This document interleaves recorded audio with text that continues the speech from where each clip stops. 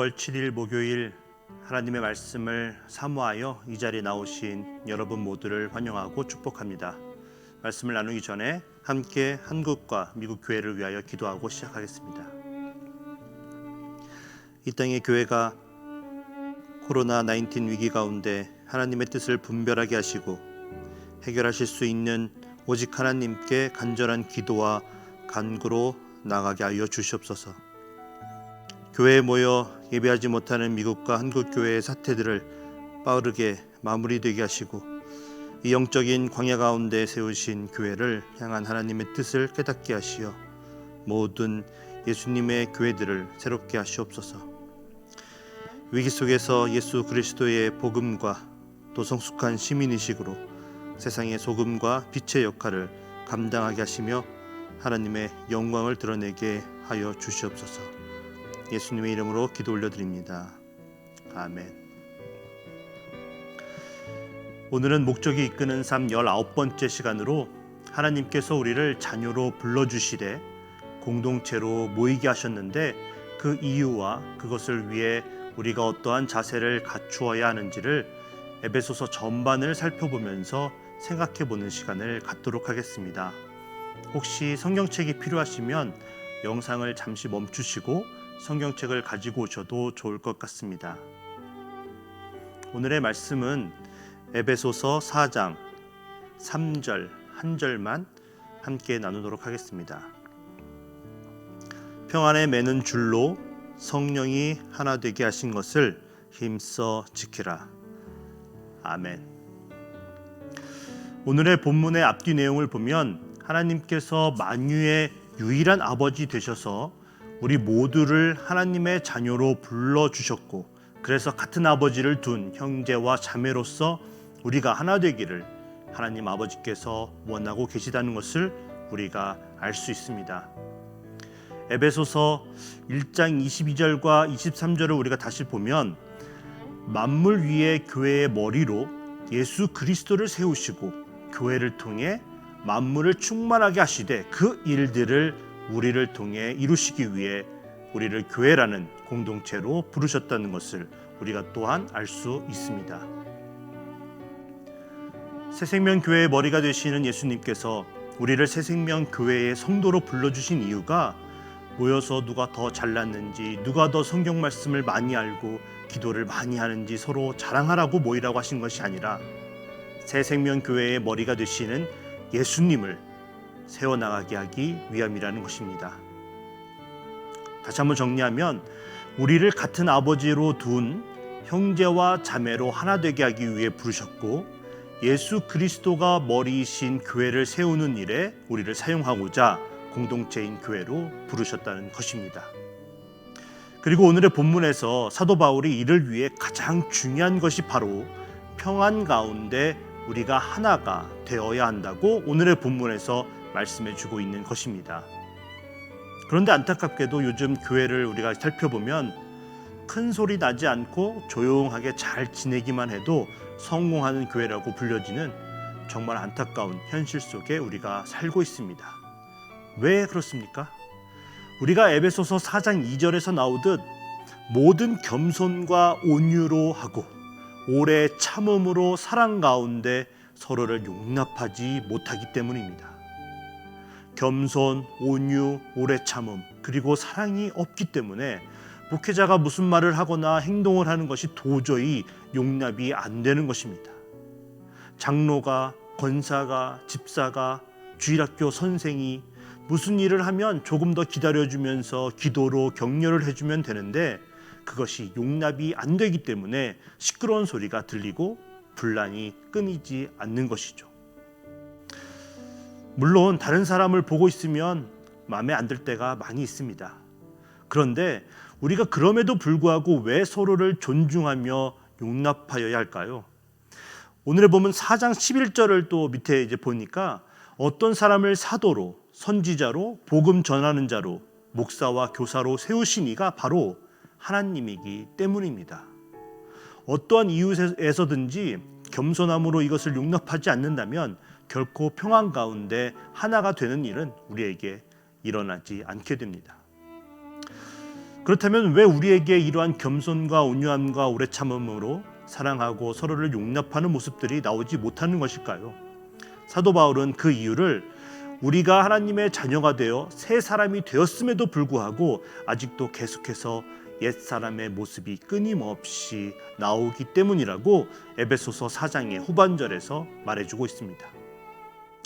하나님의 자녀가 되기 이전처럼 달콤한 유혹을 끝내 이기지 못하고 욕심을 따라 거짓말을 말하고 이간질하고 분을 내고 도둑질하고 그래서 성령 하나님을 근심하게 하는 우리들의 옛 모습이 나오기 때문이라는 것입니다. 그렇다면 4장 22절부터 24절에서 나오는 이 옛 사람을 벗어버리고 심령으로 새롭게 되어 하나님을 따라 의와 진리의 거룩함으로 지으심을 받은 새 사람이 되려면 우리가 어떻게 해야 할까요? 사도 바울은 4장 31절과 32절에서 모든 악독과 노함과 분냄과 떠드는 것과 비방하는 것을 모든 악의와 함께 버리고 서로 친절하게 하며 불쌍히 여기며 서로 용서하기를 하나님이 그리스도 안에서 우리를 용서하심과 같이 우리도 그렇게 다른 지체들을 용서해야 한다고 권면해주고 있습니다. 여러분 혹시 형제나 자매가 있으신가요? 저는 누나도 있고 남동생도 있습니다. 지금은 이렇게 장성해서 싸우는 일이 전혀 없지만 어렸을 때는 하루가 멀다 하고 싸웠던 것 같습니다. 그렇게 죽도록 싸우면 하루아침에 우리가 남이 됩니까? 아닙니다. 누가 동생을 건드리면 그 전날 죽도록 싸워서 말도 안 섞는 어색한 시간을 보내고 있어도 가서 막아주고 어쩔 때는 함께 싸워주는 것이 바로 형제입니다. 하나님께서 우리를 자녀 삼아주시고 새생명교회로 인도하시고 하나 되어 교회를 세워나가라고 불러주셨는데 그러나 연약하고 부족한 사람들이 모인 것이기 때문에 우리가 또 때로는 싸울 수도 있습니다. 하지만 우리가 정말로 맞서서 싸워야 할 적, 바로 우리를 옛 모습으로 되돌리려고 우리의 가장 약한 점을 가지고 유혹하고 있는 사단이 우리들 앞에 나타나면 우리가 어떻게 해야 합니까? 동생이 쥐어터지고 있으면 어제 죽도록 싸워서 꼴도 보기 싫지만 그래도 달려가 막아주듯 우리도 새생명교회라는 한 공동체에서 만난 하나님의 형제와 자매이기 때문에 그들이 아파하고 어려워하고 힘들어하면 함께 기도하고 격려하고 싸워줘야 하는 것입니다. 사도 바울은 이를 위해 에베소서 끝부분 6장 10절부터 쭉 보시면 우리가 대적해야 할 대상이 마귀라고 말해주고 있고 그 싸움에서 승리하기 위해 하나님의 전신 갑주를 입어야 한다고 말해주고 있습니다. 왜냐하면 혈과 육을 상대하는 것이 아니라 악의 영들을 상대하기 때문입니다. 진리로 허리를 띠고 의의 호심경을 붙이고 평안의 복음의 신을 신고 믿음의 방패를 가지고 구원의 투구와 성령의 검 곧 하나님의 말씀을 가지고 그들과 싸워야 한다고 말해주고 있습니다. 그런데 가장 중요한 것이 무엇입니까? 6장 18절에서 사도 바울은 기도하라고 말해주고 있습니다. 그런데 여러 성도들을 위하여 기도하라고 말해주고 있습니다.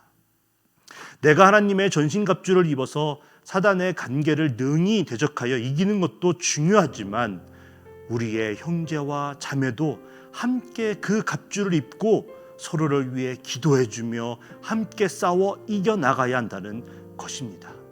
그렇게 했을 때 우리는 하나의 마음으로 에베소서 5장 18절에서 21절에서 나오듯 성령으로 충만함을 받아 시와 찬송과 신령한 노래들로 서로 화답하며 우리의 마음으로 주님께 노래하며 찬송하며 범사에 우리 주 예수 그리스도의 이름으로 항상 아버지 하나님께 감사할 수 있게 되고 또 그리스도를 경외함으로 서로 복종하는 모습으로 예수 그리스도가 머리가 되어주신 새생명교회를 바르게 세워나갈 수 있게 될 것입니다. 여러분, 코로나 바이러스 때문에 너무 오랫동안 교회에 나오질 못하게 되면서 여러분에게 상처를 주었거나 아니면 여러분이 상처를 주었던 지금 여러분 머릿속에 떠오르는 그분을 못 본 지 너무 오래 되셨을 텐데요. 그런데 이상하게 싸우면서 미운 정이 들어서 그런지 그 사람이 가장 많이 생각나지 않으시는가요? 왜 그렇습니까? 우리가 다 하나님을 아버지로 둔 한 형제 자매이기 때문입니다. 매주 볼 때는 쉽지가 않았지만 그렇게 싸우던 그 권사님, 그 집사님, 그렇게 밉던 그 분조차도 그립고 보고 싶은 마음이 생기는 이때를 하나님이 우리에게 허락하신 귀한 기회로 여기고 오늘 하루 그분들을 위해 우리가 눈물로 기도하며 나아가면 어떨까요? 예수님께서 우리의 죄를 위해 십자가에서 죽기까지 사랑하신 것처럼 우리도 용서하고 또 용서를 구하고 이 모든 시간이 지나 교회에서 다시 만나는 그때에 서로 아무 말 하지 말고 그냥 부둥켜 안고 서로를 위해 기도하며 하나가 되어 새롭게 우리가 시작하면 어떨까요? 사도 바울은 에베소서의 성도들에게 쓴 편지를 이렇게 축복하며 마무리하고 있습니다. 에베소서 6장 23절과 24절입니다. 아버지 하나님과 주 예수 그리스도께로부터 평안과 믿음을 겸한 사랑이 형제들에게 있을지어다. 우리 주 예수 그리스도를 변함없이 사랑하는 모든 자에게 은혜가 있을지어다.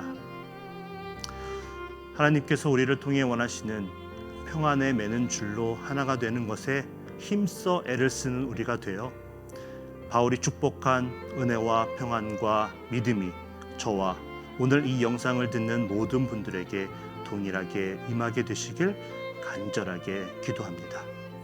함께 기도하겠습니다. 사랑의 하나님, 우리를 십자가의 보혈의 피로 죄 용서하여 주시고 사랑하여 주셔서 자녀 삼아 주신 은혜에 감사와 찬송을 올려드립니다. 그러한 하나님의 뜻을 생각하며 우리를 부르신 진정한 의미를 항상 되새기게 하고 같은 아버지를 둔 형제와 자매들을 우리도 사랑하며 존중하며 용납할 수 있는 넉넉한 마음과 믿음을 우리에게 허락하여 주시옵소서. 그래서 하나님의 마음으로 예수님이 머리가 되어주신 교회를 잘 세워나가는데 큰 힘이 되는 우리 모두가 되게 하여 주시옵소서. 다른 곳에서 하나님의 뜻을 찾으려는 어리석은 자들이 단 한 명도 있지 않도록 우리를 하나님의 말씀으로 붙잡아 주시고 이를 위해 비록 온라인으로 영상을 듣는 말씀이지만 항상 최선을 다해 경청하는 우리 모두가 되게 하여 주시옵소서. 온라인으로 드려지는 모든 말씀과 예배를 주관하여 주셔서 이 시간을 하나님의 풍성한 은혜와 사랑으로 넘치도록 인도하여 주시옵소서. 오늘 하루도 하나님께서 이제 곧 태어날 새생명교회의 복중에 있는 태아로부터 연로하신 어르신까지 한 사람도 빠짐없이 눈동자와 같이 지켜주시고 건강한 모습으로 하나님이 주시는 은혜와 평안을 마음껏 누리며 그 넉넉한 마음으로 다른 사람들을 용서하며 나아가는 복된 하루로 우리 모두를 인도하여 주실 줄 믿고 십자가에서 보혈의 피로 우리의 죄를 용서하여 주신 예수님의 이름으로 감사하며 기도 올려드립니다. 아멘.